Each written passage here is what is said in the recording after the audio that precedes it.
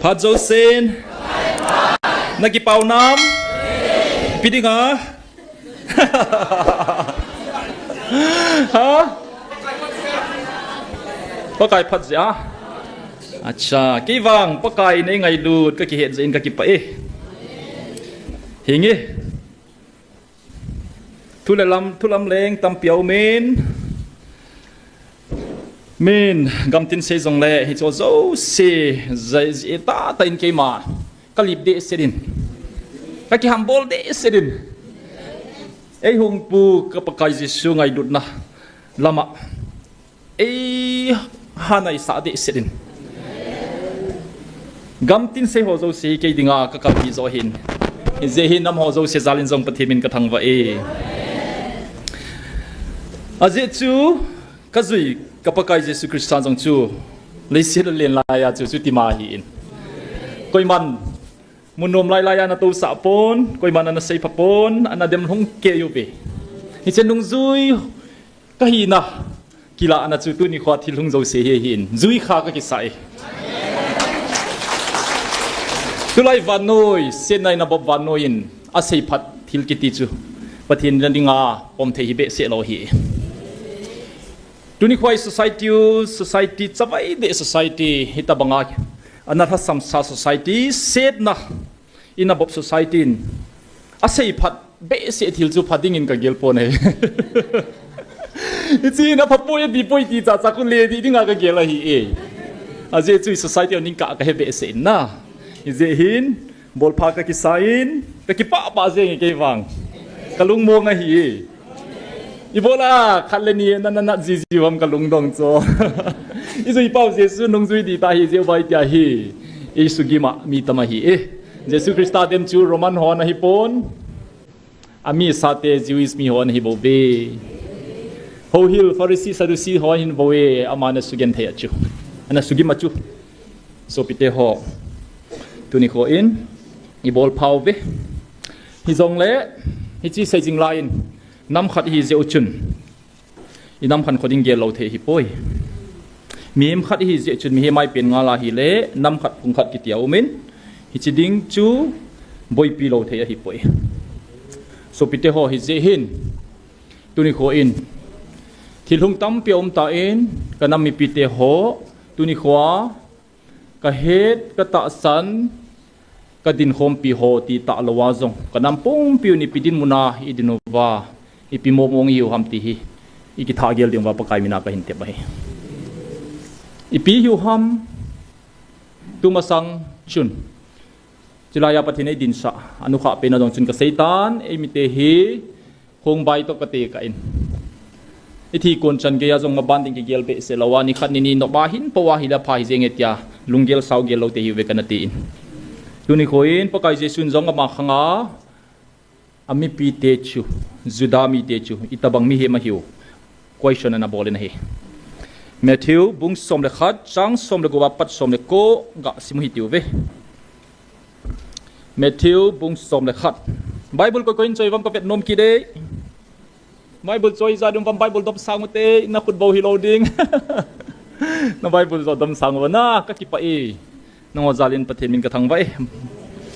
Bible choi jing dingu choi mai hilo isim jing dingu sim mai hilo memorize ang ibol dio hi le khabula ka ha sim pen chu Bible hi pathin zalin Jesu Krista hinadi ta ka nei June 18 2008 kuma konchun ka pen tha nya konin ni tinin Bible sim ka nga khapoi pathin lo pina dingin ka sim lo le ka hin konom thei pon jinga ka thole ka bol ma sa pen chu hi dinga he kum hi za hong chinung in jong ka ga gel ka boy be se ja Bible ka sim kha lo na hininga ham hi mai thei ding he ka hai jong hi lo ka boy wal ja ka na bol kha lo zo min hi ji chun Bible ki ti hi i chi chi nai ki po dingu i po thei jong le lung chin chang i ken dingu hi ja chu sam bung khat na number 1 ang ki se hi na su le jana ngai to ding meditate bol ding hi hingi Bible choi hon hong do win lang Matthew bung som le khat chang som le gup hi che khang mi te hi ipi to ki te ka thei intem pakai Jesu na se hi hi che khang mi te hi ipi to ki te ka thei intem kai thang dunga to chapang holoi khadin adang hoza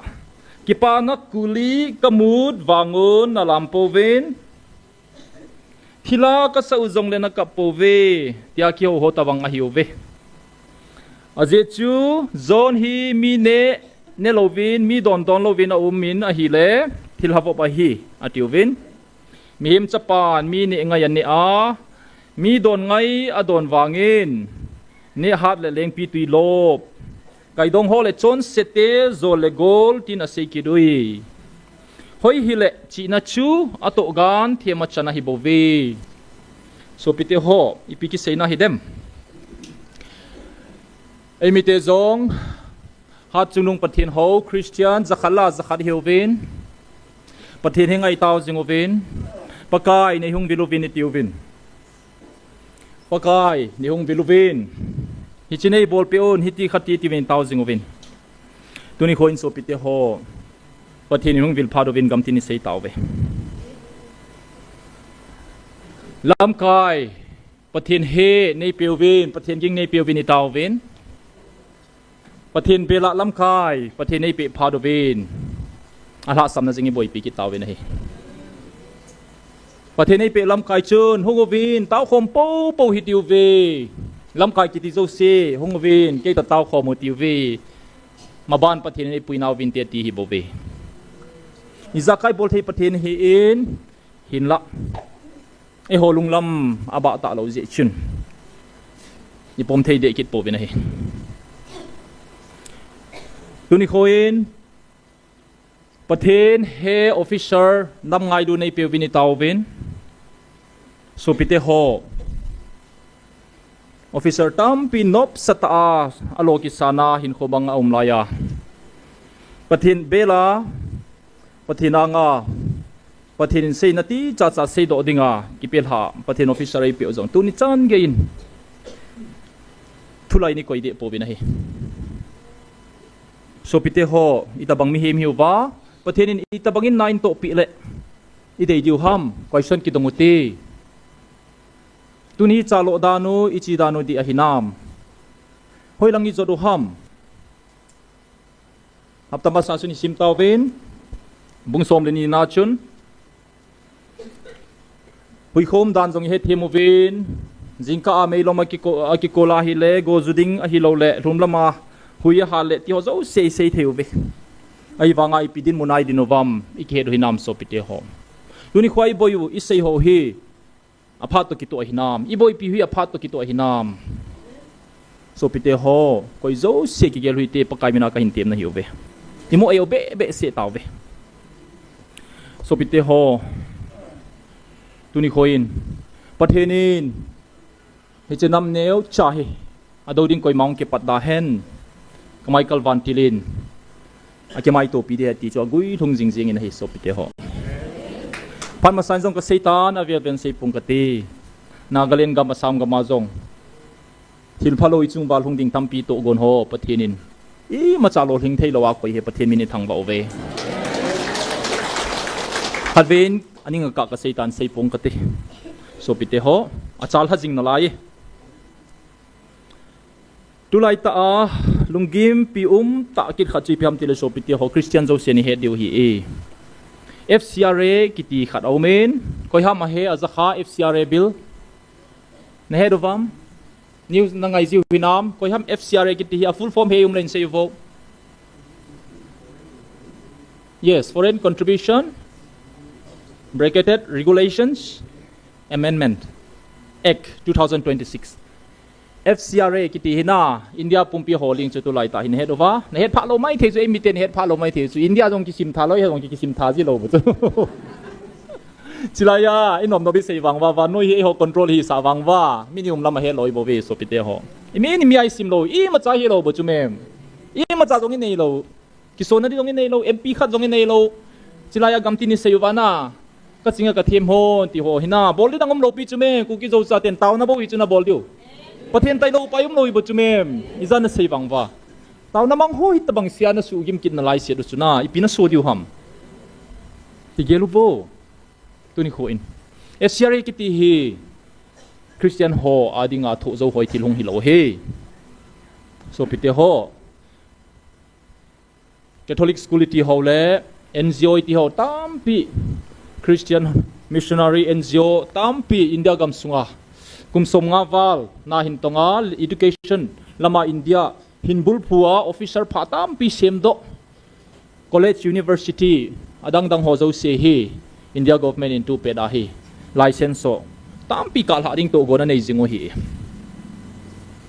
chichuna mona se chi piham tile hi chi ho sumle pai ho hi amang chawin kidang ka sa de na chu national platform news channel tok so ajong chu ipi se vam officer khat pa de sen kuki ho mi jong ai min pha chu na sa ka sa chamem foreign fund hi tin Christian onin loi lut jiwin fund ho hi thil phalo lo bol na le gale tol bol nain man cha cho nai namong ve example thei pen chu meite le kuki ki gal ki do na jong khu hi vetangun kuki te khun fana ki manu he ti chumem hitia hi chuteng le ase yo ki chat khat chu first conversion chi ho manuwa school ho honuwa anoba dawa mi Christian so so Punjab ba thil hung ho jong amin phau ve nom lo be o hi chu so pite ho chia dei ta lo na achutia hi le tu August 12 tu ni zatam 9 ni thumzo teng le assembly an sei diu parliament house a bill pass na dinga na oppose thei chan anung langa hi program khatum je hin te ka hung ha pen jep ngai ham kanai jep ngai ham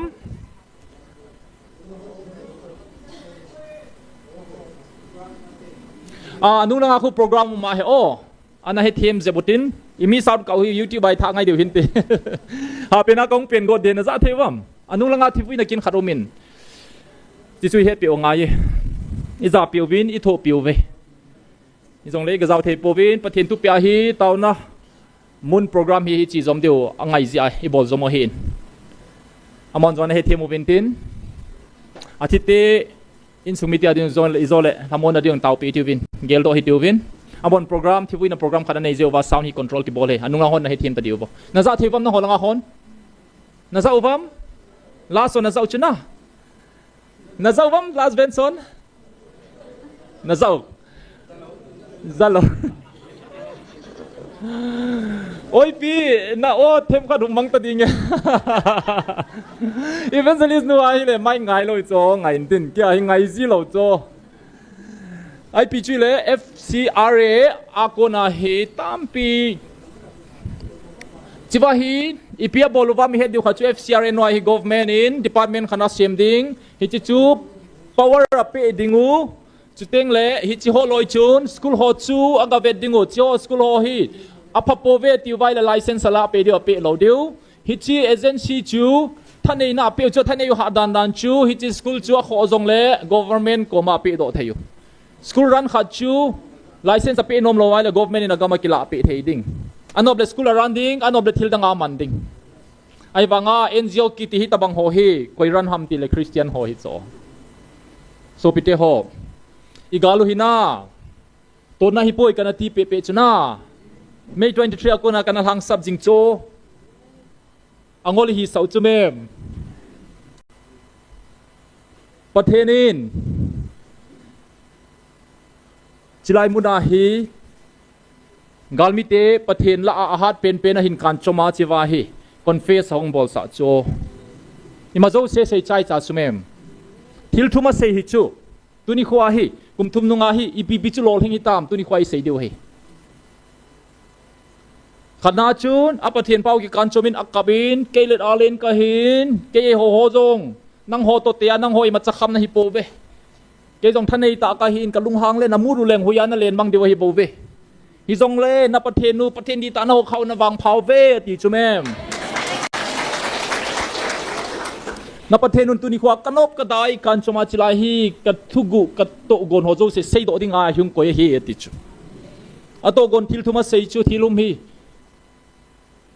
e ho gal me thei te toy ki do nau gal chu thil thuma sei chumem 3 dimensions khana ke ma hin nagam sung pum piu toy che nau gam sung pum pi mi zo se hin ke e ho di ka no me ja hi ke e ho lo sa khonem ne ho su bang ka go da hi e ke lung dei chu chu hi number 1 e hon simbupi ti pau khu koi hi na ki hold over e pawa simbupi ki ti he ka sei lo di he milung thim sei tamove ni kon koi ma ta san thei jongom tapoi ke e zo di jong na di moi tai nei he le ho la jong nei zo ta chu ka loi ka pai hon jong Dr Hegin nangol na e tiu chu mem ke nam pia dinga ka zo thei jan ka zo ka thu sei ho jong le na boarding o ka le ka su jeng jong na display over na nom na sei go chu mem ke tu ni wa nang ho na tu na sa deu khan khoding gela ki sugi ma patheni nei ngan sina pa he ka bol tun tu nei so pite ho thu hi gilwala sei hil the he tu khangai na i sei hil the le lang thung the hi mai kum ro hi le tam pi thu gu jong ka sei pi na lai ding hi so pite ho khadna chu chi chu hin gam sung pum pi ho khadaum sa di ti hi pathen pa na kan chomi nong sei do tai so pite ho chi chu May tarik sagi get ko som May June December 5 chan a hi a sei dio ki sei chat phai pathen nung sol ta na hung tapo ve hi chi ho ho te in ki ti tin ai ve kum thum chan in chi ho hong lam jong ki sumila hi tai tu a pha to ki to zia ka tha sei bo hi so pite ho chu chal ha he FCRA ki ti chu chipa to gon gui thuna dinga chal ha jing na lai hi khatna January 31 ni chun 2024 thagup gal hin do zo chun kohima ka chin kaloi no hi kohima ko na hi NSF Naga Student Federation ho office gab building in lung phu na nasata ka lunga hum tain ke mong ka chi cho ho bung khat ajong kaloi nu te ho bung ajong chun patheni jing ka khat thu ka sein hi chi gal hi me thei to kuki namni kidowa na gel wai na gel hel du hi hi chi gal hi agilo pan pathen hing ho ho Christian ho su chimi na dinga tu gon na step khada hin la hi nam phua su gim ding tu gon na test ta hin ke ho nam mi te len ma sa ro hi a ha lo baking gum lo ki to lo te choi ki tham ma sa hen lang hung ki surrender hen lang I dei dei hung ki zo phating le asa hanga gam ho ki chal hen ti to go na hi apa the pa nong se he ke se poi ka ti hila thu gu khat na he deu he chon adi e ke hoi ma cha ka hi po ve ka do zo diu thila hi poi koi ma ka nei po ve hin la thagup hasagi ka do zo ve aje chei din piu au me ha chunung pathen ei din piu ve Michael Van Tilin ka galway sat pi ve hi ji a hi ka do zo tho tho diu he hin la na he diu chu chi hi namni kina na hi pon asung langa I ho ta bao Christian faith target ki bol na ti wang na su min lo de ti a ho win khala ka sei devotion program azinga thai nya chu tu ka sei NSF te office a chu appointment ka la ga ga chia yo ho nam pon president secretary chu pating le information secretary abonwa maflar ka ga opia 30 minutes ta bang thu ka sei aji chu mo hi North East Student Organization banner noya hi gam vila hu akin nung le zo chet hi cho ja chu ka sia nang ho gel ha hi ipi ham chi gal hi ti ka do a hi nam ni ki do na he ti cho ken ka sen na sei khelo hi adi nai point khat bo hi hi zong le to ka sei ma chu ka sei hin ne diu khat chu hi chi Christian faith target ki bol na hi in thang phonga ki sei the lo hi thu gu ma hi ke hon tu ni kho hin ni zem tia ku ki zo cha ten nang ho pan pi na ka ngai nau khat na pan pi na thei diu nei pan pi na thei diu chan som lewang tha se hi be ubin nang ho thal henga gal ka sarwa ka thoi ti na su mi lo de ka ti ka gen thei naw hi nang ho tho ding tho hi la tu ni kho ku ki zo cha te ka hung ki surrender wa ka lel khaw wa hi le abana ka so piu na ga te manipura ten ka pai de amo ho chu next step hung hin lai de piece by piece ki bola hi in koi mai hoi do lo diu chu phating le nang ho state hung ding Mizoram hung ding Assam chi ding hi bo hi chin head diu he kana ti cho kidanga sauch zong le ka sei tabangin nei ki thopi nom lo wai zong le nei de lo diu aji chu ke wang pathi nei dim piu he e yum piu ve ka ti ke cho ka zo tho tho diu surrender wang ka ki bol lo diu he ti chu 2010 January ka ki thu za jing ovin amon jong gi fe piu vin a souvenir ho za chom chom le khaw e piu vin ka ki koi jingin ka sim sign so pite ho hi chi chu chi tha jinga he FCRA hong hi le na sa tai hong tho be be na la ju imabanu as a Christian ita san mama jeng ozong hi target hung ki bola hitai tu ni khwa tau na hi nam pum pini bol bitingu Christian zo sini bol hi na lai ni se ai tau di ka di upati ni nga jong chu thil khat ka sin thilum dan ho zo se chilai hi lagaw vil na ho ki phone apona chu igalu hi galmai ma hi talo ki chi ta chu hi chi hi spiritual warfare jong chu spiritual warfare la jong a sang pen strategic level spiritual warfare na ne khasun pan na sein a battle between two nations is a war between two nations is a war between their gods nam ye ki do teng le apathen teu jong ki do he atia chilaya pathen teu ju kan choma hi le me he gal chu zo sa ti na hi cho literally a chu na ni ja sungam pela ka hin zo de we kan ati ti chu mem aje chu apathen teu ki son pia gal bol ho cho pathina ki mana hi le alam kai pu ki mana hi le ki surrender duty na hi cho na eon gali ga do hi lo pi chu mem adi ta me le hoin kuki zo cha te hi ei lung set diu dol hi chu am ho ding a ki ta pen jong hiu wa igam wa jong chengu nom ta hau na iso piu khate sang sang a jong ei de sa zo diu hi chu ai wanga koi chu na su ngola ei ho thakhat pia chu ei ve da jingu vai nung la ko na chemai su jingu ham thil hi thei lo pi chu purpose chu a bolum ta chu na le aje chu ke le ni nge ke bo se chi gama ek ho hen ti thagau chu na boi piu chi thagau chu pathin chi van kan cho point number 1 ani na se kit pa chu simbu pi nagam sungu wa resources house na theding tampi thau jong min so man tam jong tampi min na na khet po ve nagam hui hawa house sa hi amana khera hi cho chu la pi na go do hi chilai chu adani group ki ti ho jong ke phaya ka to lai hin agari dim se ta chu infal ang ki gong ni ta chu palm tree plantation exploration holding a gari ang chu phai sung thung gam ni ta chu to gonum ta chu government no sum tam pe na kila ai bo chu mem company kha da pe do wa mo chun thawa holding o natural resources so survey hung bol e ho gam de tameng long na simbu pi chun chi chu avet le la bol nom hi ja chu nang ho chunga vai hom pa siam pa to chun ati na hi de tol pa to sila ya de tol pa to na amani ki ho hon chu ke ko ma ahung seiwa tia chu ka thum ba ka ki thoe di sume chi chu thu gu chu May 23 lai ka sei tha to ka the vel sei ngai chu he them lo jo ba hin long le de tol pa chun thil dang a dei pon gambo wa dei ama bana mi pi anam azat mi te ngai luin azat mi te chu tunung kum zakhat teng le hoya cheng de ma gele lung dong khe ti chu gama nei ta lo nango na lung se ru koi ma chaum poi ti bo chu min na gamu dei nango koi ma na lung se lo hi bo ti chu mem chi chu gal mi te apathian pau tu sei confession hi chu na het no mule chilaya jong ki sunding all edition a jong previous edition a chu ki che ba ka suda tu lang lang a hi thului ho chu ha jaw ta lo hi het thei pha thi ta chu na don se lo piu chu so pite ho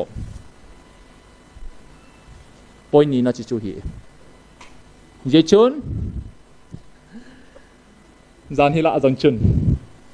audio clip na de tol pa to tua ka sei pa ki ho no audio clip dong ta chula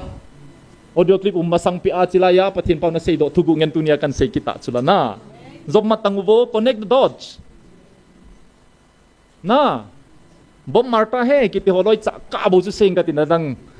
nangon na ki hol bel bo na pamo be se bu na ning ka ki sei le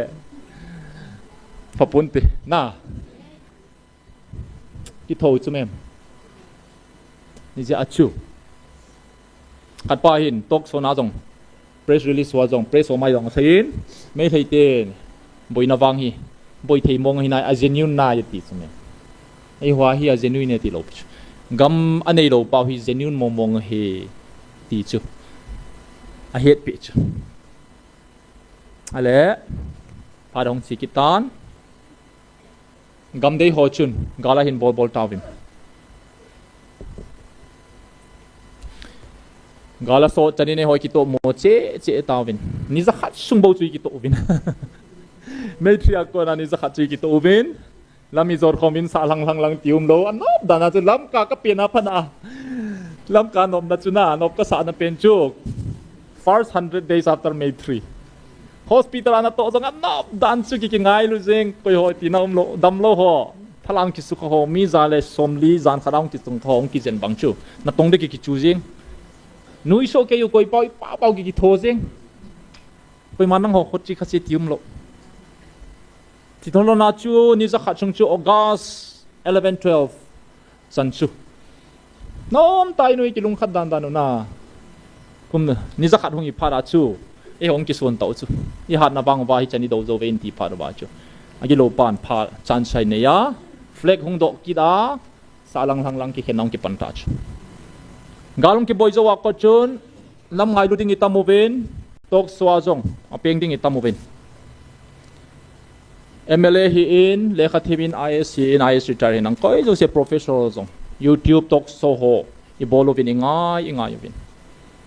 chỉ chun sios ho tu se hoi ngai vin lai se mo vin i pang ho mo vin phar hong chi ta na hi le ven me thei gal chu pathenin na taw naw ka san je in gal chu chai ta vin na ti je chun ka hin chu tang pe taw ve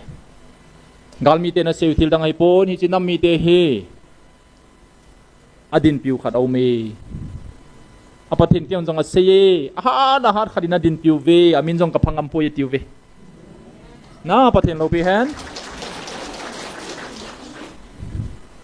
eti lam kai pa Robin Mangangin Jeribama November 17 2024 ami ti tewa vuini chuna seyin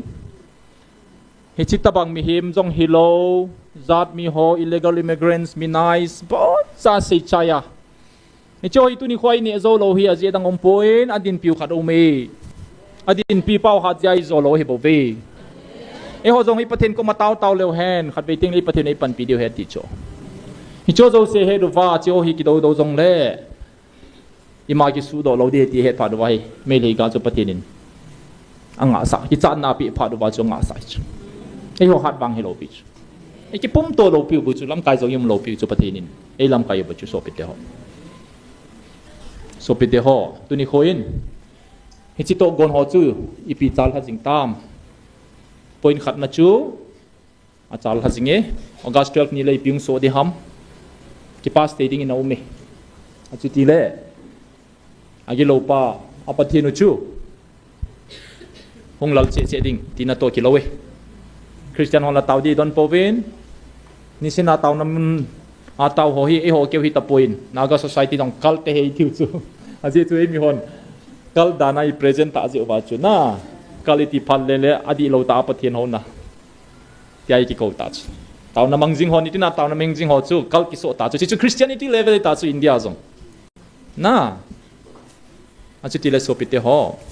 khat na chu ama chalu ve pathen pa lungdei bang na he he do ben ma chalo de he so pite ho e ho na pathen pa ki kan chom chu e ho na ma chui ho dani ni ki sei do taw be gam tin ni sei taw be isu lo pi do ve amin jong I pha pha jing ve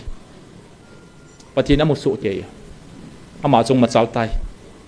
ani na pa chu to athum na pa hi chi kho ma he tuin jan hin thu soi nei taw ven buffer zone am tapoi gam be khada it's open achu tia hi le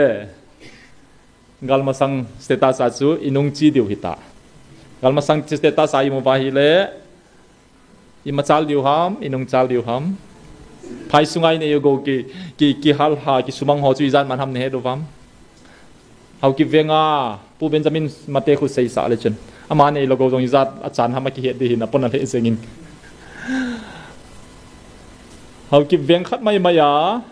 ne logo ki hal hamai mai khu to e sante ne logo I hal chayu avelu ki bangai bo ve ti chu mem I ha chan dan dan na so pite ho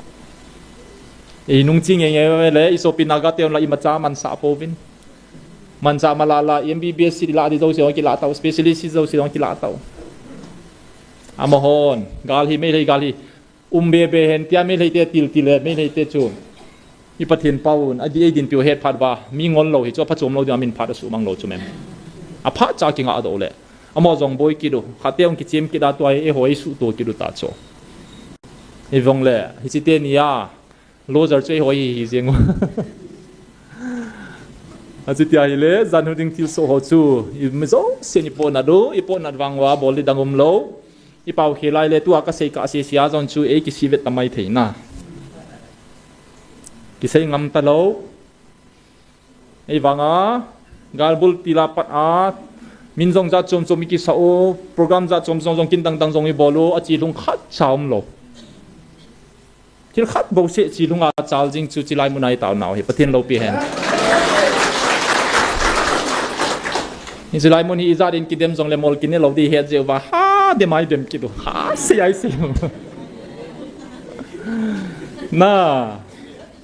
ni ja chu I bai bu chang se chun pakai je chun I tabang mi him nei hom an tia question nei do chu mem na a ki se lo lang lang a se lai lai hol la hol jing chi mi him bep seu chu hiu chu la thil dang hi lo pia mi cha vai hi bo chu mem nam cha vai hi bo chu mem tu jing ka in ka mordecai's group khat nam ngai lu ta ka loi pa khat jong group a chun message sa hin bolin zan hi thil hung ho aven thil dang dang ki dem na ho ave nai la ki ngai se be se jengin amai za dang te to ki cheng a hin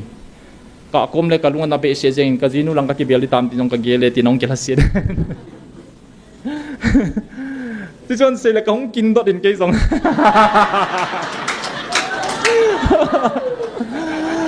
ka don mun nai puin zo la ka lunga tong kha le jeng Ipi ka sa ina na do na. Niya chu kuki zo Mordecai ho hin mi ho nei nui sa do pe sam ka koi sau vin ka kisugi mo vin. May tree a conchon wall of remembrance sa an ngolin. That tree se la kain bolo vin May June July August thum ve kong tau ve patin zalin patin lo pe han. Koi pa mai ve ka yu bo vin upayum lo nam ngai lu ji patin bel ka hi bo ve. Hi zong le tu ni kho in so piti ho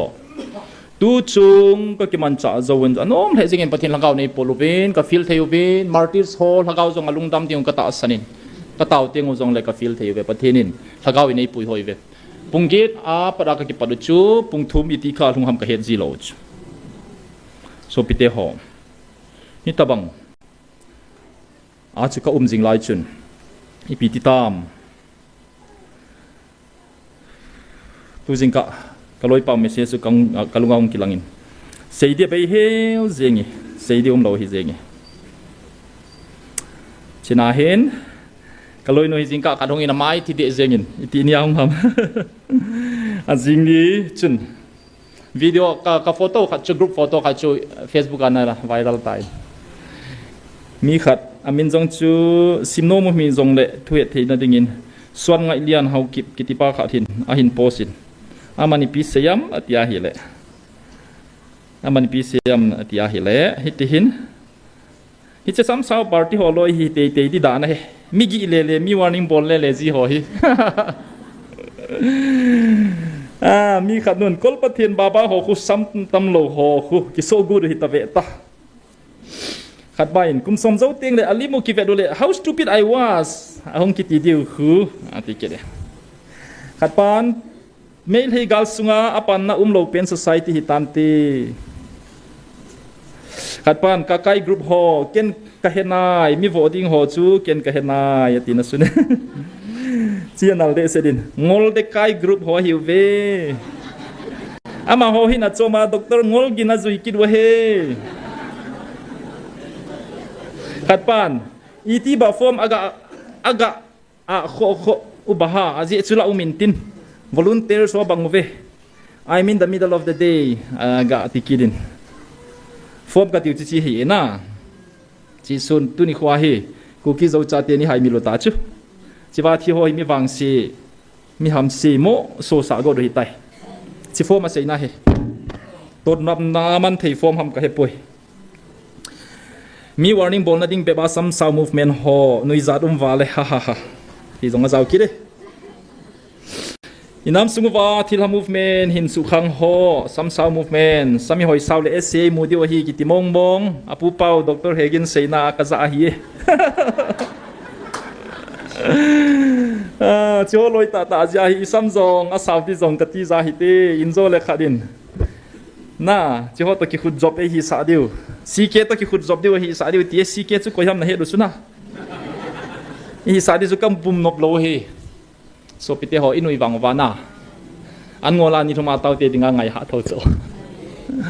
na pathen ki bela pakai kanu nei tun dop pion ta ki kaba martil son koi mana don tapui mi hem thadin dong ki that poi gan cha thain dong ki that pu vi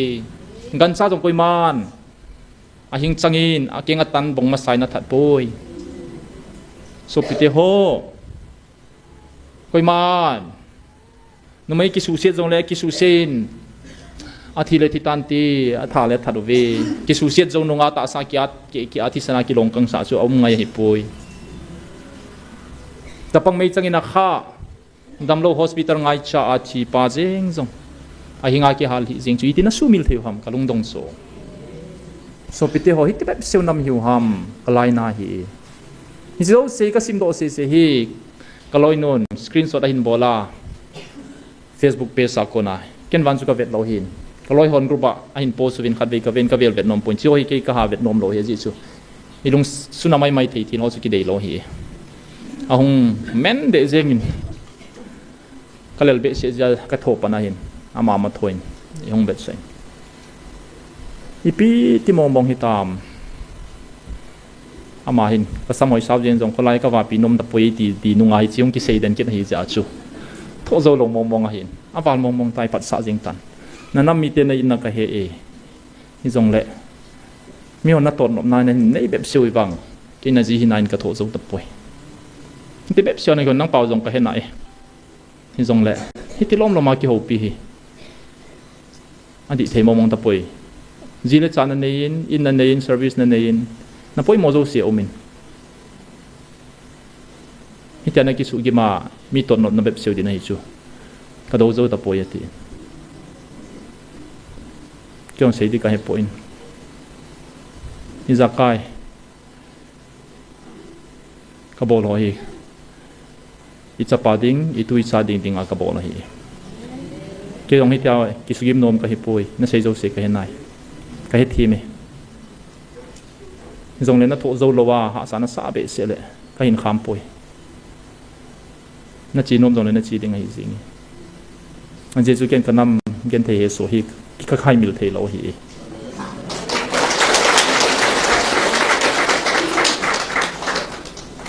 mi him khara ka pe nai le khat ve be ka nam mi te hi mi ho za thei hin kho khat ve be mangol ka de hi ka pe na parin mi noi se zen gala ki bol khum vin agi lo ki so so jing e ho i phapo ve hi jong le hon gali dei po ve i ha lo i ha sam jiu wa min chan sala gali bol den da no mai sen de no hi khat ve ni jong chun audio clip hearing de tolpu manipura cheng anangong lo na lunggel thei zo sin khat ve ngai jong le hi chi o mong hi de tolpu he ti he jeng thei audio clip jeng jong chu bol thu he tiang ki sei pe na supreme court avel vela ngai dinga ki sona a china center in jong to a jong hi chi hi bol thu mong he tia hi ngam pilan sei ki ta cho ni tabang bep siu aminoisia nam hi jing chu ipiti di tam dunia doktor ki sa alal Dr Hegin ki sa alal thil dangai pon pathen hing ha chung ki hawa i ti le mi ho noisia hin hoi ki mangmang jeng ham hoi lai chu ham ha chung nung hi ho nau chu i pathen pau hi di lo ham ai lo le hon i ho di lo ham ti hi question len ta ka hin koi kana mi pi te ma sang ai lo hi le pathen pan e pan pino ma e pui hoi no ma e ho i lo chalo vai ki mo sa uwa ngong vai put leo ham ga gel mo monte so pite ho na tau jingu ve tau mi ho bung tin jong question ka hin bolo na tau nau chu pathen iti nan don pur hen lang hi len de luwam na ge luwam na tau tiang le pathen chu iti hung kila hen lang pathen chu iti hung se hen lang le pom thei diwam hin se yu vokati pathen chu iti hung ki reveal hen pathen chu mu thei lo hi chu zon bung khat chang som le get na jong chun pathen hi o het zo zai lo pi chu mem pathen chu koi mana mo kapoi zoni na sune ama sut mama bung sagi bung get langa kui vera hi le jesun ke ni mo le pa ne mo he ti ta chula ai wang ama do de lo pi chula pathen na muwa pathen na ki mu kapoi ti chumi jesu ta kilhon pa jeng in jong pathen he sing lo chu e hon pathen hi ti ding khati ding hi ti thei lo ding ti jeng chu thi thei hinam iza kai bol thei pathen ni ti wa hi le hi chila yong kum bible ki sun kapoi hi thei pon te na ti chu di hinam pathen in chiwa ka vil naw hi thil dang phat dang aung khalo he ti bo chumem so bite hi ti wa le itu isa ti chu ipi so mong de ham hin lo chu ipi hitam to hi galma sanga jong na mi hon hawi ti wa to kha thei lo di khobai na vet ni moi chumem gal nu hi cho to i chen khom wale ipi ti mong de ham apathen pa ne setan nang hon nan lung set po ve nagamu bo de yu ve ti chumem dunia khon nagam sungang ru ho jong chu chi chuma hi bo chu amaya hung nu hi jong le chun chi bai na bo jona lungila nagamu vet lo lu hi bo ve so pite ho ingol be si ve ase ji poi manipura thinglangama medical college khat bo men chi chu lamka chuchanpur medical college aketin galzo chun khat ve appointment assistant professor ading in appointment hongin mi department somleni ading in assistant professor somleni sit aki hongin sit khat sit ni bo ko even ima reserve jongom de lo hi an reserve chi chui bo ve college sa recruitment hi manipura hi sit thumal hinai le sit li hinai le khat chu thing hami te ki changte te ding ai wang ako teng ole ni thumbo ako jing ke chu e wading a phat na mong khat ve cha thil bol lu ne he khau bam kum hi za sunga hi i chen khom piu nam len te hi upa banga hi a cha te ve do ba e wa thau diu hi chu am ho ding bo ki gelo chu mem i chan di dong ila piu i sum di zo seong ki law ba za khala som get som ko ki koi den wa som ni to in ki ho ba chila ya tinoi mi ho to mla ho ki hom chai jita so pite ho iti a chi ingol pen pen vai ki de na la di hom pathin tai loi ma cha om no pi chula sit som le ni kila na ding a chu igam sung nge ya i campus nge ya i hong sunga om college jenga jong chu sit som le ni la hi ei mi te khat bo se he no chu ei mi le te a hen pen no jong chu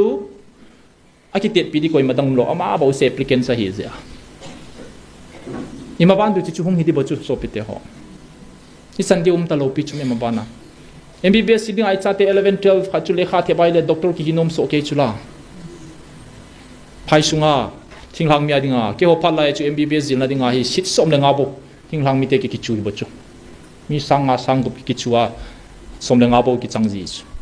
to I think hang mi mo mong adinga hi som ko le nga kum si a government in sponsor bol thei di ta galma sanga chu kum ni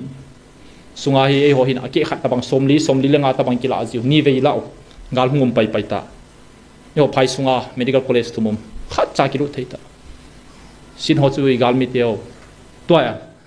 i gal mi tu pe dai ki boi pi teo akila ki to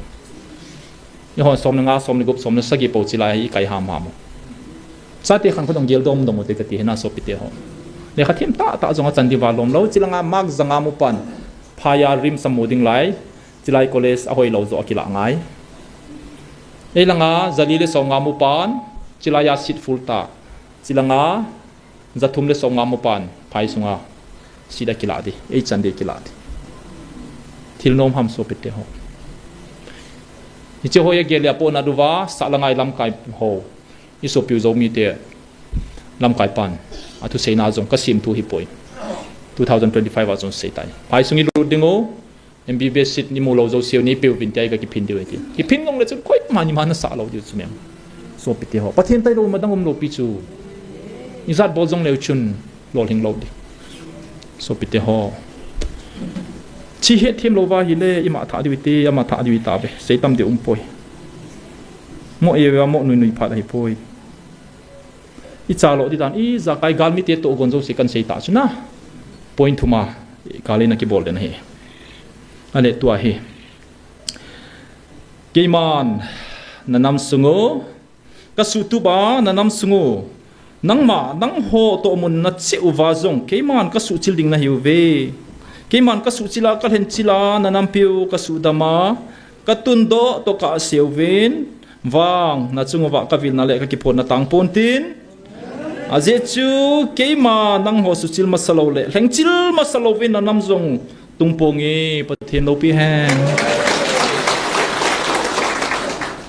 nang ho ka an nam sunguwa ata hilova hem zo se keiman ka kail ha ata ana ki phude ruwa na ki vai hom theina diwa keiman ka siam pharwa hitche ka tunna ding ni khochu nga na hi bo ve pathen lo pi hen aje chu ata lovin keiman na ka tong thei pon na nam sungu ata ka su tup ting le keiman ngai lut na ka lun sa ka tun do ding na hi ve amen praise the lord pathen lo pi hen iti a sei tam December 2, 2024 ra pathenin chilai munai se pyo hi achi jinge so pitte ho pathenin ni zakai bol thei ni jong le pathenin a bol thei lo khat au me a sa khat ai hon right to choose freedom of choice ei pe pau hi pathin to ikilo naw pa hi pathenin ni ma lo thei lo khat au me so pitte ho pathin na ta sanom le na ta sanom hi jong le pathenin force na ta san sa lo dich chu freedom of choice pathen ei pe pau hi pathen anga hi ichi hi December 2024 kum ni masanga na sei chu chil hajingin pathen ni ma saung kai zo sina khun tungbo chilai muna tauna muna pathen ma saung se na tampi na hong ove ahung lo jong tu ni ahung tampi na moven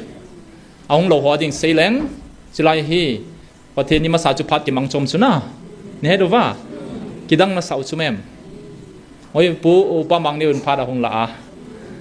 ki gong man lo he la hong la ai wanga phanom tai man oi wanga chom chai kat so do na le aje pi ham ne do wam ni pi je ham hagau pi nom so asung langa pathen lo pi hen khut beng mote pathen na sei chula nanam piu ka su dama ka tun do to ka sewa na chungwa ka bil na hi le ka ki pon na tang pon te ti chume pathen lo pi hen Psalm number 24 apathin say vanoi le leise da sungam zo si pakaya hi van til gilo ho zonga ma a leise da lhagaute zonga ma a van tham zala zonga ma a e hon igel tengole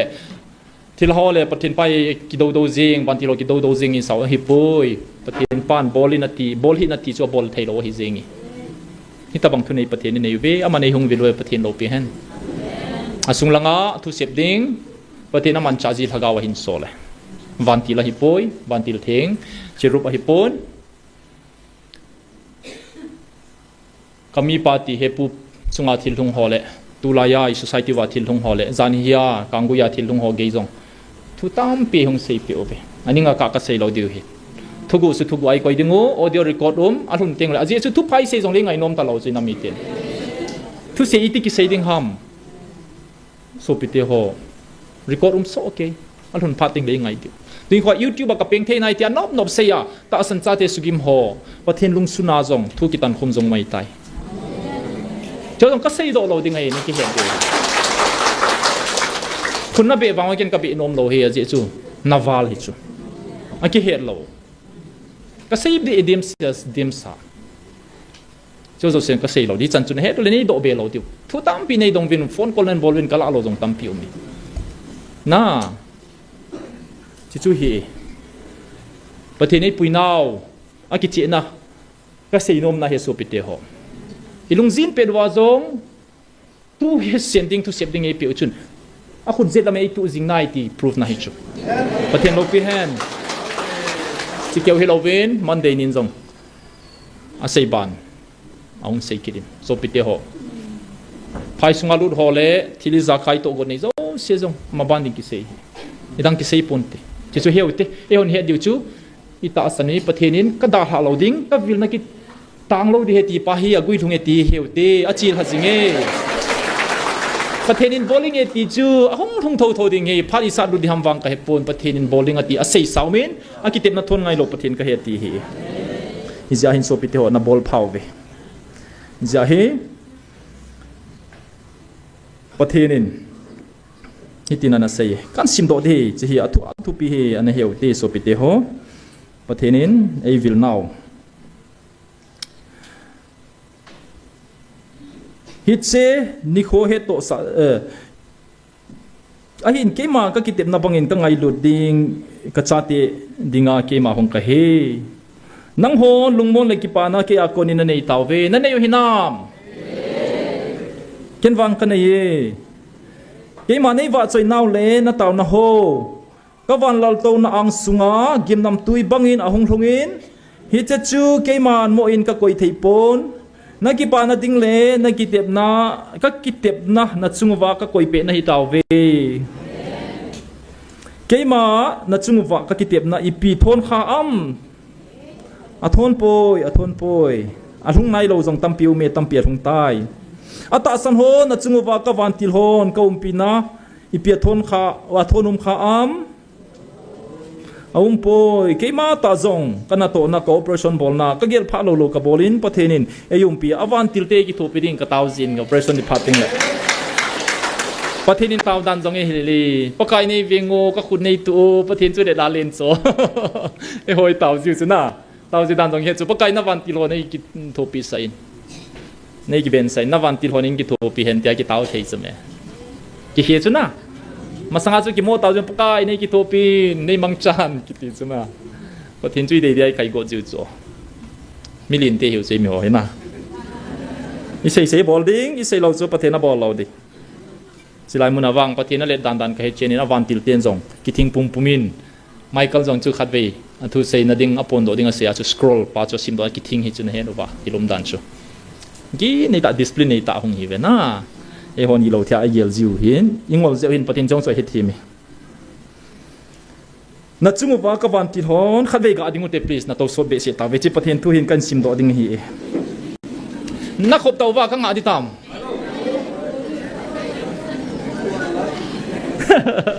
ga ki hote le ga ki me to wo right side ho no me to ding khom mo wang na ki chi thei deu he ong yes na bat sa wo na ve la nga ho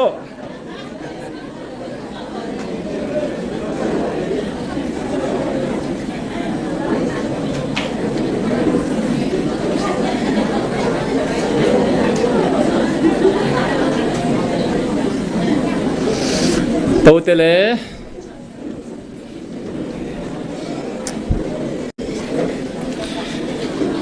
ke man na chungwa ka ki dep dai pi thon kha am poi tiu te ata san hon na chungwa ka ban ti hon ka pinai pi thonum kha am na sam zangu zong tong khalo wa ke man ka pinaw ka ki tep na pi thon kha am ka hon pinaw le ka pinaw nang hon na ki het tawin hi je chun van muna van mi te ho nei wa choi bang wen nang hon jong nei wa choi thei tawe amen na samjang khada tia hile august 3 ni chu monday hi chu sunday nya jong pathinin gel pha lo bel hagawai sol pe na monday nya jong ei sol pe ke do ba monday ni chu pini ham ti chu tun kong gel do in oi pu german 2024 kuma august 3 monday cho august 3 sana silai muna molnom koma ambusana to ni kho chana hi cho hichinia chu pathinin chini mama tu chung august 3 mama chu pathin hagawai sol pe iwa sayam nang hon athon kha poina ti wanga sam jangkhat ngal mitin su khalo di kiti hi ngalam kai hoding de set hi cho na me chang somwari na gari het kablut wanga kha alots yon top nop nai ne yo me chang awa kamu khai ti le wano ya mo me chang mo sa penit ya iton nop ki du chu aman kamu le kamu hi jing chula kamu ja ka sei chu me na galti lai chu gel leu chun song gel langa chilai ta san naw te hon ekin brush in mi som ni ka chu dei kap jing ne ke jong ki moi ki khalo chu ki dang mo mo nge ti cho ani la pathin lagaw win na chiwam nga na chu May 29 na hin 2023 ame chang ho ka len koi sau ve ti chu mem pathin lo pi hen pathin a bol thei ham a bol thei ye a bol thei ji a chu ti hi gal masanga chi khalo hon thu ki se ho he thei pon ti ve GMFDI thu ki se ho man pha po win na ti ve Delhi Bombay Bangalore ko na room sung wa man non of seon I ma chan he lo de bo be ka tho naw ka gim naw jong ne he lo dingu ka ki pa naw jong ne he thei lo dio pathe ni pui ho na thu ka se jong le non comic sim na ba mai mai dio hi leisan songgel jan kha chu upai ka nei ta bo ve tam be se ve nei taw pe ve nan tiu wa pathin lagaw vil naw ma chilai hi lam kai hon an sei pa oi pu to chilai ka bo no ba vivi ho cho hi thei chan mo akia mon chewa a post mun chewa mu hen phone on bolwin tha chapui na tau pe dia khuda to ba tau pe de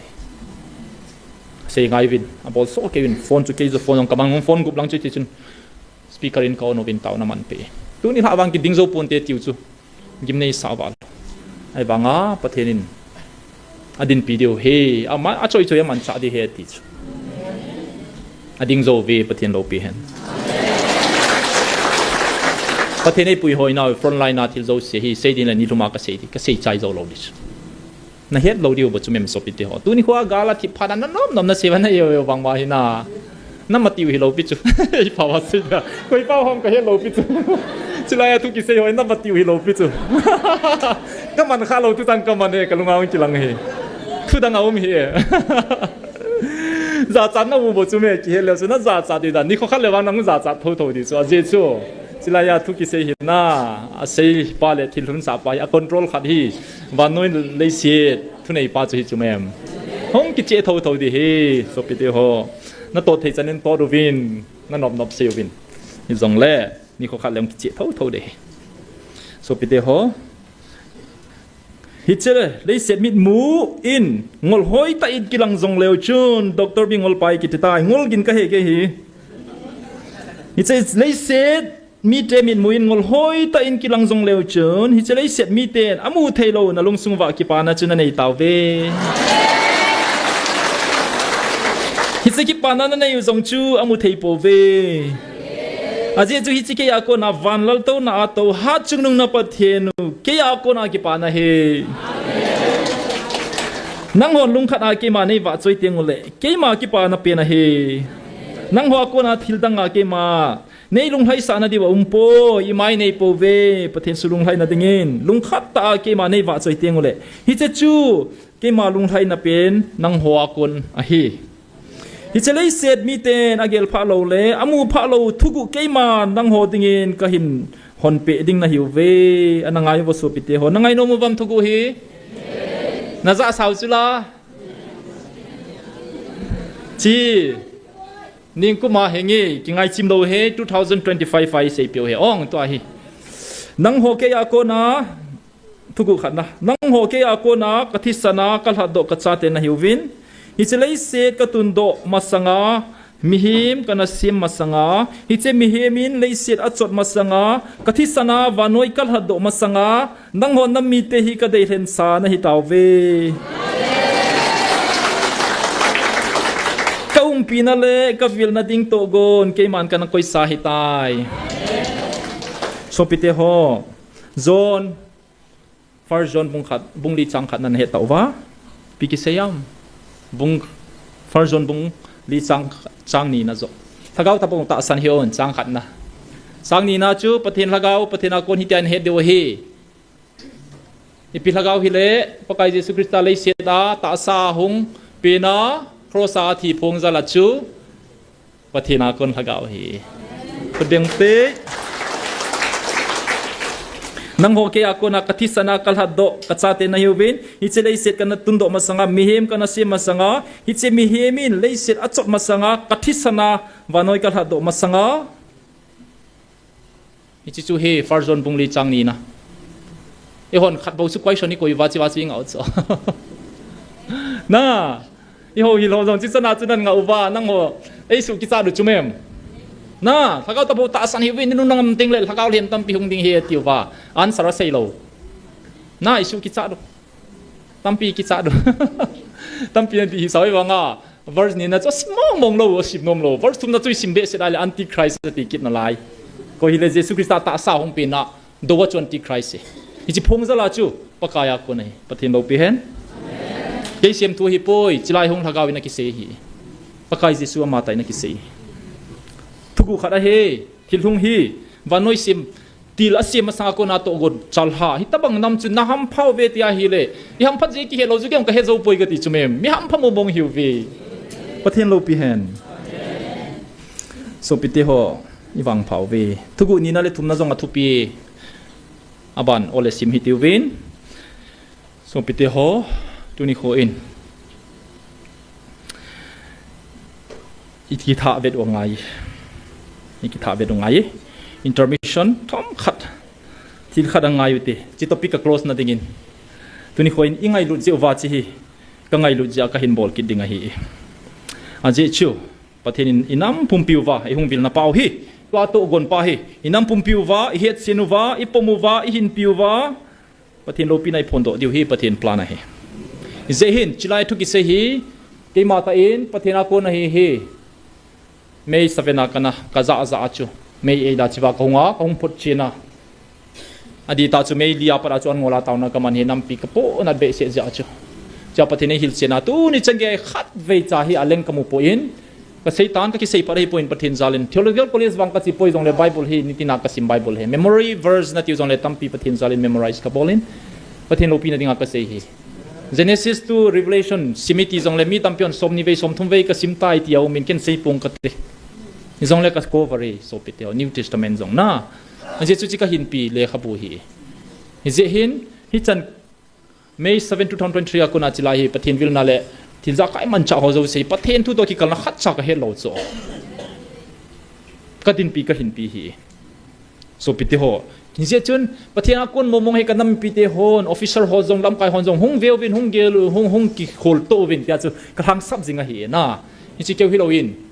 ke seu keu hi lo evangelist ho le chilai ding do ho sei keu hi lo nang ho sei keu hi lo azong pathenin he thei ta ta aman cha lhagau mi a hin so le khatna chu a chu hola a khat chu nu remi hauzel la hi na chi chu 2024 itina ham a he price ka pe di nu remi hauzel pung ka ni lang thu se ya chom cha hi sau chula na ichim lo piu chula a he dong ba mi ti ni kho ham Sunday chu di e na sei di wa de di pi ham ni si mi sa tham price lo he khat pa chu ipi adet zo ka do he Sunday hi nai August 4 2024 ananga yuvo koi zo sin ma koi sinong ti dong chu e ama on zo no mo sa na nei hin nan na sa the bam lo ho GMFDI chu i to nga i counter bol di ba ha e hin na ti o na chu chapa umun ka ti speaker up tau te ko ma sai tau te dung la hon sa thi ai le ama hon i pimina jet na to ha pakai Jesus Christ mina Watson Philippine bung khachang som le nya kuna som le ke ta chu a i pi som le na pakai Jesus Christ mina sei le ke ki pa e ni chu na na he i ko le som na sei sin na rai na le lo chu Christian khat na yin na sabeng tong mga tong sa tong pathen chun dunia i che ko ham pa man cha chu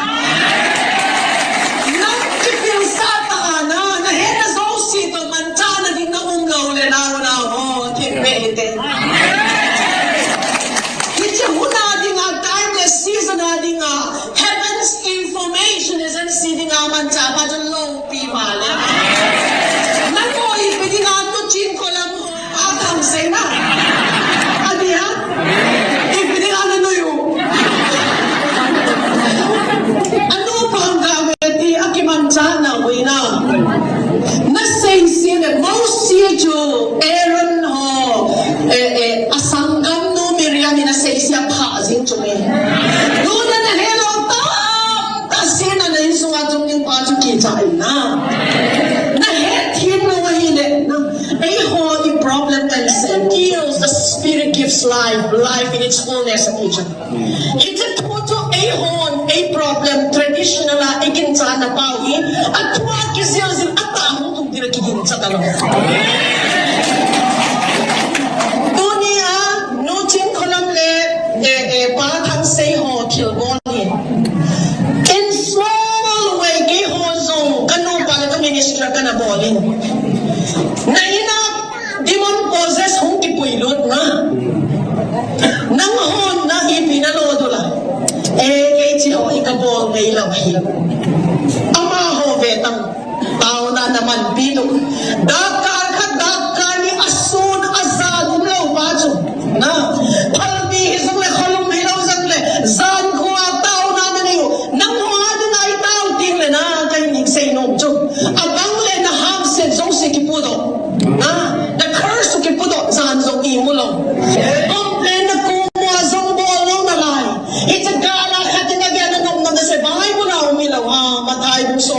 chung doi ho zong na ho do di mo kan speaking ham chung chuma zong na pau di mo kul ho zong na khotwa na la di mo poison ho zong na don di mo le a ham lo di tak sa suk na lo di na kan lo ho chuma na khotwa na ti mo le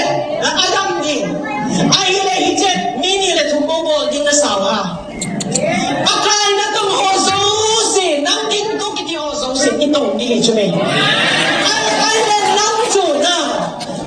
i je price being am ngai khat ye kin na lai di chu many are called but few are chosen di chu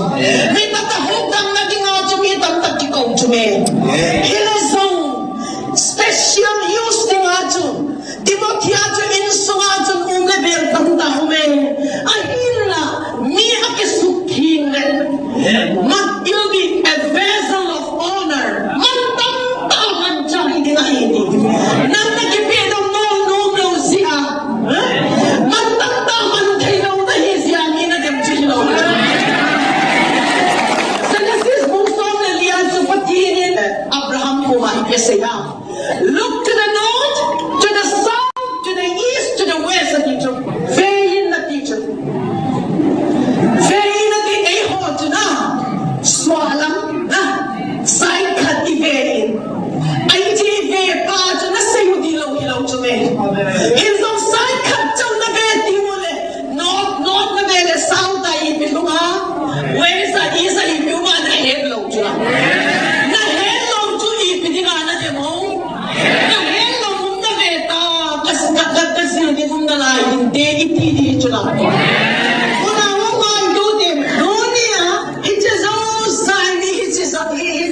Zakna, apoy ko pathen na.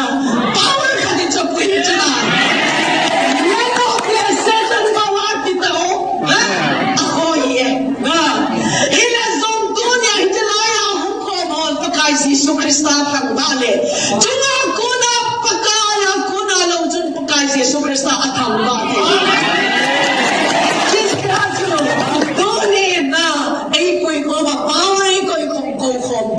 Ipatinahin. Ipagkahal si Yesu Krista sa Lhagaotheng tawin. Ipagchoy ay. Siya sa dunia sa ayun saan ka igabayin na? Ito pa hindi. Why are you limiting God? Ibig na pathin so na limito ha. Mahimang kamingay tudo sa Ada mau semua atiko. Jadi zairan sanu atisa abudo. Ahin dok sa azong chu, lu bunggen azong chu, amo tuma dok rung sunga lu dok. Atisa ka ahin dok sa. Ges mani mo azong helu be. Apa alas mo azong chu. Iceng tuma dok. Cuma dok apu dok kita. Magam la hewa ka taw chu. Patini desa ti mani. Ko zo se ang ai lu. Se ju song ni ho malu so gain amo la song mi tuma de hen mis. Mi tuma de hen la achun. Ko chu na halu he theng pe na. John. Ngayon John. Di ang ngayon John kipihit. Adik boy. Adik saydana adik boy. Jesus ang ngayon John. Dili ngahi. Ngihilo. Jesus ang ngayon kihit John. Jesus ang ngayon John. Ang mga kisutsi atso. Misutana so ito. Half version. Na, amajo. Ama lemagi saya Jesus nang ayu pazo na kis. Na, Jesus nang ayu lagi heti asucho. Mi tum na Jesus nang ayu heti zo na hi. Inla ama otum ko sele Jesus ama min tu min pa zo sai bekal masa jing ke. Bideri pon to. Tu zong tu nei. Hang zong hang san. Zon hang san tu ki sai be lo. Bideri ti ding khat ti sing su be be. Nah, masuk zon sedikit deh. Last Supper. Pakaian zon atau zon oma tinggal mana. Yesus nak ayat orang kiri cembe iset aja na. Yesus komai selalu peter cuma mau cukup dia mau je. Kat dia di dalam titik pun ada, nanti kira kat dia. Akhirnya jika aku di dalam masa pun ini sih dia tidak apa. Nah. Tinggal melam dan mulai nazong pikirin Moses ho, Elijah to. Jesu ki ho mo pala no masabi si fa azing no masawa da so pa ka ni ka den na abi ka na mo abi ka ka ta ti na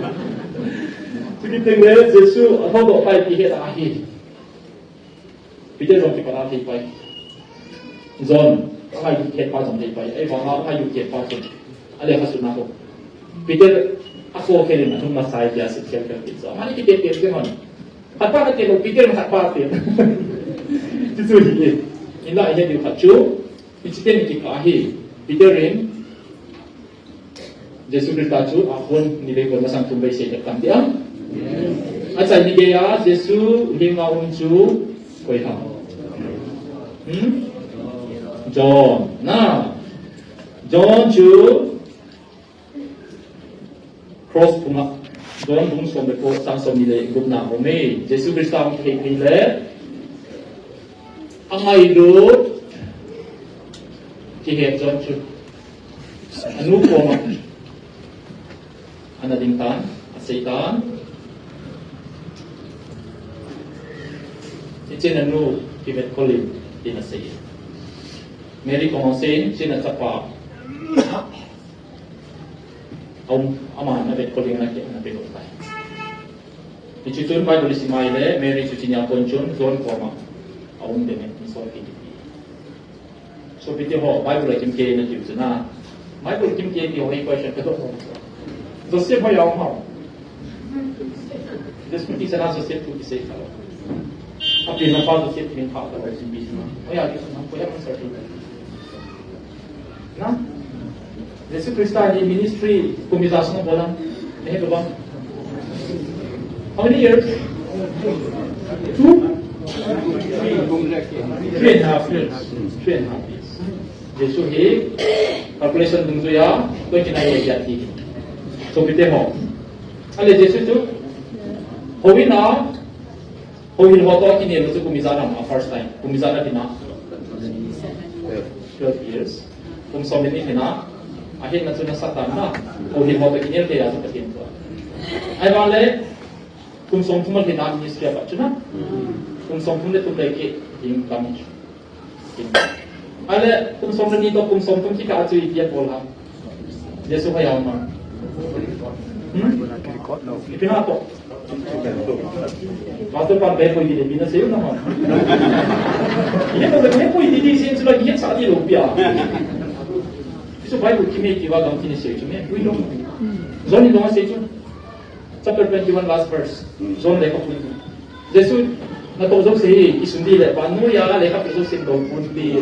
ati no mai por kim ke dia si vai to talval paten na tong punti ti sin mo isei mo mo sa na ai na ai pai ba bu jing na san ni na kimi ata ka ba atim na ka ito abram to patin na gawe ipia man sa ke ham isun boy panungin ba tin to gawe si bang ba sin ba dilam ni ai bang ma sa abram to patin to si ko pai man se ti Kim mo ko nang hing ham ko yang kuila ko no mai ko kim ke ya tikal wal patin bote ko de remi na sei dong na so se si ai su unio sa ube na so to ko ta ko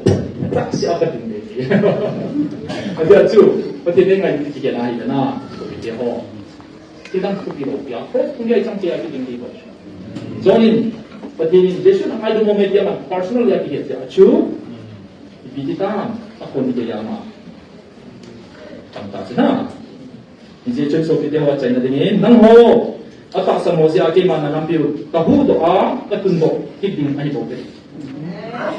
Ajin chu ke man kami Israel chu ami pia ka bela ka lena hipon aku Abraham son pat na kita na zala ka lena bobe ite ponga nang ho nami dezon nang ho atak sa mo zala na nampiu kasudama katundo kiding ani bobe kude Nampi kitundo na tinga pompi tuyo himin sa season na. Aking kamsa na hi.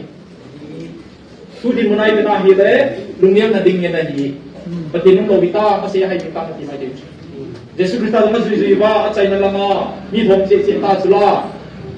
Independence movement sa ta mo monglo. Mesia het ya, eti bung sombegup na som Peter na pondo. Het. Ay ba say na lang chu, Judas Iscariot di pititang alung hung neuta hung kita at hindi hoin siya alung neuta kapula ati pakain patron nak be kinenge tia Yesus Kristus sa jodo ta sila sumaga kila ta sila na amage la su Yesus Kristus jo jel ma hoi la ha mo hinte su kira inga tin ministry kita tan de pia ge mai tin men ai ba ma Yesus Kristus tia kita di bawah atak tak pati to wang kita kuni ni tu yuhi ahat mo to iki lo zo kulai ni mo dong hi sei jong sim sei de hedu apa de se chun chirong ki pumpa ko hong bil pa ko pathin ta ta ya ide chilai mi choi bai ho amin ha sa ai nang ni ka ta san de te he ti so na to be ta san dai to tenin abol no ma bole ti control te boy ki so cha te tung do dinga le robi na dinga tung bilo yi be mi choi bai ti ho zong bai bula ki sune patien robi na ki la dinga ti ko na dinga ho be bai bul dang khadang ki sune ti bu ki ma da mun na chi sangin na put na mi ki keu do hen lam na put ki tana nan ku na chon se sa na ki tana na mi na chon se sa na keu do ti ban gam na bun chu na dia dang sing apa so ni ati ale ni dai se jung ba hi le pen ke na mi cho ho chu koi mo ham ipi se ju ham nangong ho chu che the lo ho chu pen ke na chu pathin nang le ke ti bu kim phon ki bang pan nau hi na ti ba a he ngai ki pa ji mo bai ba so jing na ding ma chu om sa hi eng ko la ba na ding e poi nang jong mi cho the el bai thi na hi ti chu pathin lo hi so bi te ho mo pa pa ko ti na hi so bi te ho Jesu Christa hi cha na dong bang yin mi mo na ta ka ve i jong le khu se ya ke poi Yesus Kristus chu me ki bung som ni li chang ni na chu howin herok temple ki chu Jerusalem ma chila ya chu howin pen tu pi pen a ki le sak yu sen ki le sak yuin se da ha chun a se yin chi hi temple hi song kha a ko na kha jong ki sung den lo ding ching ha jeng he ya se so sa da da jeng su ju ho song e ba ma e di som ni 70 e dia tu yung so to ni so pe dia iti ko na na Yesus Kristus hizawa sei zui bo ta sang ta sa ta hol na so le hol long kai ho na hin ki mo asu gim kal balu ba sei zui tam pi zong ahin ha ta e di 66 ki la sei zui zong ahin bang ta ta hizawa ni pi ham Jerusalem kam Israel gam Judea gam sama momon talos ihe ni tu chilai khanga song Jews ni te jong ki sei ka bangwa Roman government in asop ne mo ba independence day yuben kingo mi zaman ne yube aki sune ne he ba tile din jong galili gama aki pin ho asal bu khada na thale abatin ki hoi na ding na ti sana na so bi te ho amo independence day ki pin chu ina Jesu Kristus chu ana bang pai ta Yesus na siya puin na, edi 70 June, General Titus iti pa Roman, General pa hongin, Judamite at ikinonso. Ay ba ang tatay na hindi sabi? Kapag ito isa June, in video, may nakalubin. Herod's Temple, din touch. Akalubin, akak ni bita dahil asungay sa nata, sa nati zim, temple lagi. Tupi mo ang buong nahitami. Asa na ako sa zunubin, asun tae, abang bawa simen simen itu sung itu hong kak lah su san tu yo sebelum alon berparahi kami kita zawahi asepai mama tiba yang omin tengah pun tahu tiba yang omin sung kak lah su sana hong aket aket udah asung tu sesu cint lama mowin bang cu apa na Yesus kita pengasu ini seben dia Jerusalem hong cint itu singgung anak hero pakai Yesus na sa ito so okay hin tuni poin patenin ang mo ta sa mo si anang ka sundo tingel dia hin so pite mo lumyo kay ibo be patino Yesus kay ngay po la rozas mi pa mo ni so na kay tori o Martha le Mary adung hamon adung gamabin anang kabuke pakai dia ang kay ilo no ham umang lesson tinga ilo tinga Izakat at kinin alopin na ngawang sa akin kuni ko ikin sinadon so benin sing kat so pito bini sa say sum ibo di ube kadinong bilan ng kaazun gate yung silaya pasang sisay ko kung may lang kaya sisisi tunat yung pauhi eksodasa kami kay kapoy na kapag to ang hamubin nasa diwa daw pinesi Gacu kasumian masa ubat hektik masa ubat. Itu ni ko tak sang logo hektik ko so jeng kesimjeng so tampil sih ko. Asal ibang mengakui dong simjeng ni, mabangat. Jadi bodoh sih dong ki, akui dong ko dong dohi. Mungkin hem tu ding di luar sama umay, kau kita yang bisa pun sih so betul. Tapi ni tahu ni bodoh sih ki, tapi ni kau bina tak sang loading aboarding yang kita cek. Surprising yang lebih cek. Kuni kau bang kaitil sang logo. Imo dem dia bang main ni nasu boarding dia bodoh. Ilan ikan ni ting lepas ni, alung pada ini na, selain mana pakai gunai, yang hektik ni kau boarding ni, pakai tu boarding cawin. Tapi ni boarding ni kita boarding ni. Maksud saya cuma bagi kuda umum kita sampai di dalam pakaian sini. Israel dia tu pun dia gitu, ayo ni song ni juga pasien. Bisa aja kan saya waktu dia saya malu saya nanti mai tu, baik berkata si malu dia kita tak sanggup. Because of the lack of creativity. Oh, saya sudah sangat berjaya. Tak sanggup itu tak sanggup. Tak sanggup itu dia ada group ni sampai kan aku define the words. What's faith? Faith itu. Kini nak Kimunai lagi bakal mustahil dia pas. Tak sanggup itu. Jadi kalau terpilih, kenapa kita untuk dia itu dah dia tak sanggup mai. Itu pun mai. Jangan berdebat ini.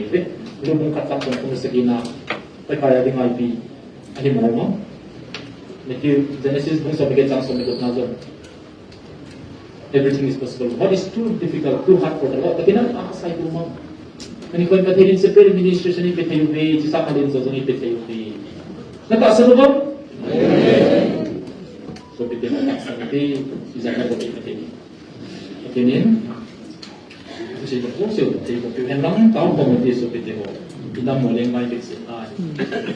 Alih mai bersih. Jadi ko kitna lain tak ini. Ini kami semua belum sihat. Pathen ilang kontrol di dano, icawat di dano, isakay kancing tayo sa ipitaw. Kau sa hozong, nagamsing suti mo din. Nakumi teo sa amin, natingkang ka na ito rin, adik ko. Napasaga teo, nakagaw ng ito rin. Hindi mo sa teko mo ka na may isang sa akin. Ulang kay hozong, tagaw ng ayo tapubi, sunod pa ito na dyan po tapubi. Tagaw mong kay kami, nagyal mo iwabak mong santay. Tapupo mo din. Kung mubin sila yung tao mo din, kiman nagaw mong kay na ito na nagaw mong din na na sige. Nang lang kay din mo na pupumin, kampilo na pumubin. Nakiso min patin ang aking tulurubin, patinin, magalos sa akin. Tuni ko yung kalsat, kung lang ang kalsat mo ang mulpupubi, patinubin. So piti ako, tuni ko ako ding zolo, dik set hi. Ang solo le ko lang kay wahi mai tiu hi kigen kai tiu. Kasi chui society le wahi le kam te bola dim che kai. Nu pa ki bona kam mai na dim che kai. Nu me ki chem se dim se kai. Ki mo mo saw ham ati lam ke singi. Isa te dong phone mobile ne ki chem kam sam sa te na te. Koi na yu si ta. Koi mo ko na dim ke so hi. Ang solo dong gam se mo Now, sa nagamsu, kung si Palautulo, ni natida, nang nasila iising sila. Piling nga, patin ko na ikin mo sa upa. Kaya yun, so, pati ako, zatang mo hinpo kihin, zatang mo, di mo sitang mong kihin. Kung na kumi, kung na kumti, kirosin po na tayo ni, pasal kaktihin sa usin. Inumitiyo, lumibing sa kubi, kipasasay mo, pang-pang-kumtiyo, Ino may tiyaw tu lagi mo to sunang nilikay ini benzo ro sa ikote. Pasal sa saving ko sa ay sila lang yung yung team. Ini sa kapit na may tutulog o di himin ba sa po. Sabay din ay ko ipatili ka sa mga